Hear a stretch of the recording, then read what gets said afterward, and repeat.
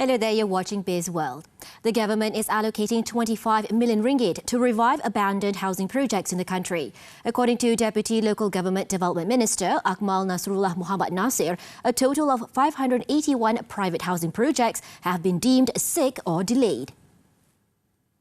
Jadi kaedah yang kita boleh untuk selesaikan masalah projek terbengkalai itu ada 3, iaitu kita kena tengok cara untuk memastikan penyiapan projek sehingga memperoleh CCC. Kedua yang disebut tadi, penyelesaian pembeli, ada persetujuan antara pembeli dan juga pemaju. Dan yang ketiga adalah melalui kaedah penukaran pemajuan. He added that 26 projects involving 1,784 units had been completed and received their Certificate of Completion and Compliance CCC. Meanwhile, 6 other projects involving 2,241 units are being monitored very closely and are not categorized as going smoothly.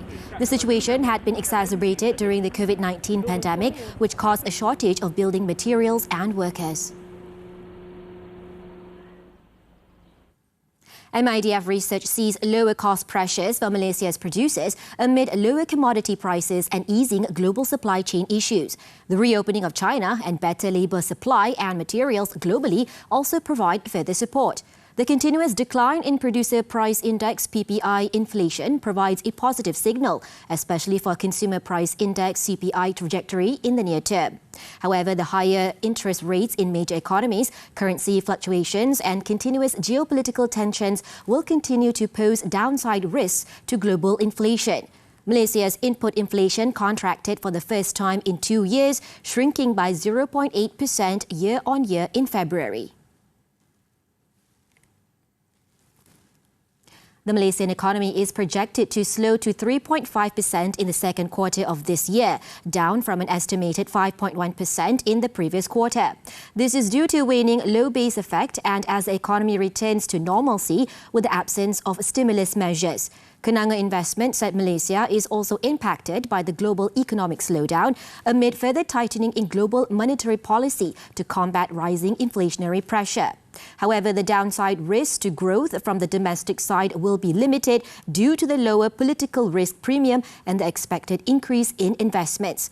As such, the firm maintains its 2023 GDP growth forecast of 4.7% versus the government's projection of 4.5% and the consensus 4%.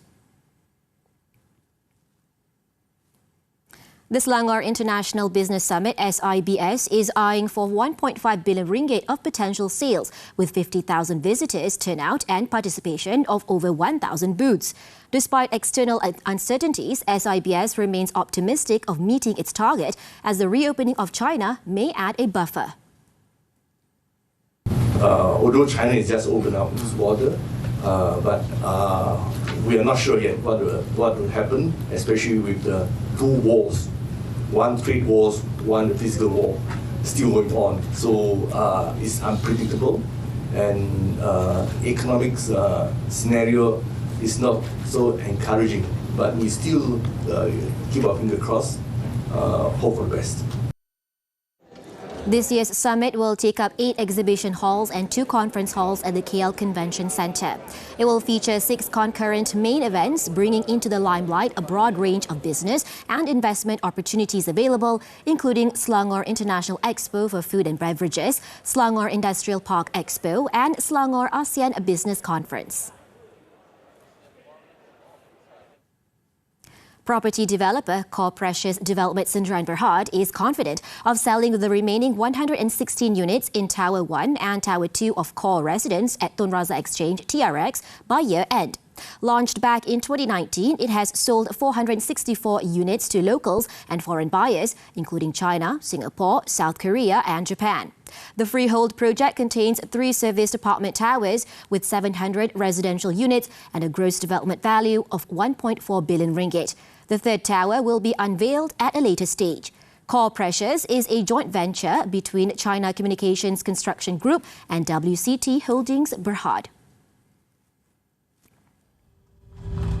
That's all the time we have for Bizworld. I'm Nadia Azmi. Thank you for watching and keep tuning in to TV3.